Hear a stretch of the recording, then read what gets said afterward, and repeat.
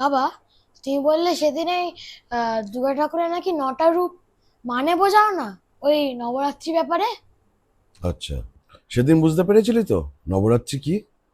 হ্যাঁ, একদম clearly, but সেদিন যে বললে ওই শৈলপুত্র থেকে সিদ্ধিদাত্রী অব্দি।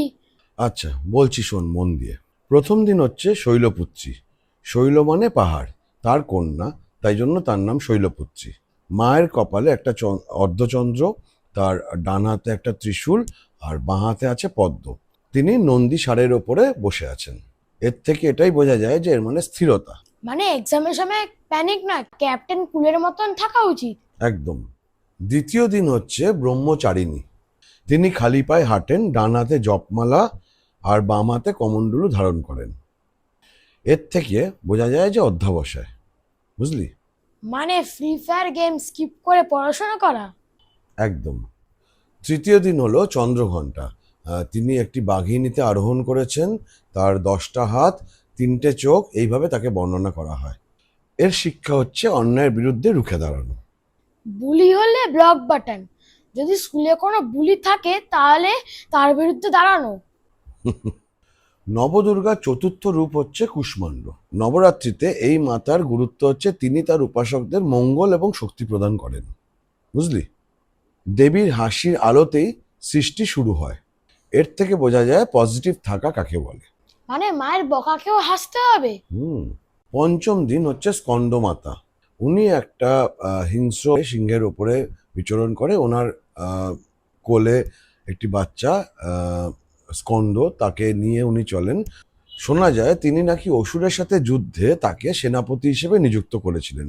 স্কন্দ হচ্ছে কার্তিকের আরেকটা নাম, তার জন্য তার মাতা হিসেবে ওনার নাম হয়ে যায় স্কন্দমাতা। সাধারণত ইনি পদ্মাসনে অধিষ্ঠিত এবং উনি স্কন্দকে কোলে নিয়ে তিনি যুদ্ধযাত্রা করেন। এর শিক্ষা হলো দায়িত্ব। মানে ভাই ও বোনের হোমওয়ার্ক কি আমাকে করতে হবে? হুম। মা দুর্গার ষষ্ঠ রূপ হচ্ছে কাত্যায়নী রূপ, যাকে মহালক্ষ্মী নামেও পুজো করা হয়। মা কাত্যায়নী মহিষ রূপে অসুরকে বধ করার জন্য তার আবির্ভাব হয়েছিল। ঋষি কাত্যায়ন তার তপস্যার জোরে, মানে তিনি তপস্যা করেন মায়ের, এবং মা খুশি হয়ে তার ঘরে তার কন্যা রূপে জন্মগ্রহণ করেন। তাই থেকে তার এই রূপের নাম হচ্ছে কাত্যায়নী। বুঝলি? ইনি হচ্ছেন জ্ঞান, শক্তি, আহ, অশুভ শক্তির কে বিনাশ করা, এইসবের প্রতীক অ্যাকচুয়ালি। হাইট মাপার জন্য রুলার লাগে, কিন্তু পাওয়ার মাপে অ্যাটিটিউড। একদম। মা কালরাত্রি, এটা হচ্ছে মায়ের সপ্তম রূপ। এই কালরাত্রির মায়ের গায়ের রং কালো, প্রচণ্ড উগ্র, ক্রোধী আত্মা অ্যাকচুয়ালি। তার বড় বড় লাল চোখ, লাল জিভ জিভ বেরিয়ে থাকে, হাতে থাকে তরবারি। তাকে মৃত্যুর মা বলে আহ, ধারণা করা হয় আর কি। এছাড়াও তার একটা আলাদা রূপ আছে, সে নামটা তুই জানিস, সেটা হচ্ছে মা কালী। বুঝলি? এর থেকে বোঝা যায় হচ্ছে ভয়কে কিভাবে জয় করা যায়। মানে হরর মুভি দেখলে লাইট অফ করে ঘুমাবো? একদম। মা মহাগৌরী হচ্ছে মা দুর্গার অষ্টম দিনের রূপ, যেটাকে মা নবদুর্গা মায়ের সবচেয়ে করুণতম রূপ বলেই ধরা হয় অ্যাকচুয়ালি। তার সৌন্দর্য হচ্ছে একদম মুক্তোর মতন উজ্জ্বল। তিনি পবিত্রতা, পরিচ্ছন্নতা, ধর্ম, আহ, আধ্যাত্মিক এই চেতনার প্রতীক অ্যাকচুয়ালি। এটা থেকে ভালোবাসার শিক্ষা আসে। মানে মা রেগে গেলে ডেঞ্জার আর হাসলে সেফ জোন। হুম। এবং সর্বশেষ আসে মায়ের 9 নম্বর রূপ, নবম দিনের রূপ, সেটা হচ্ছে সিদ্ধিদাত্রী। বুঝলি?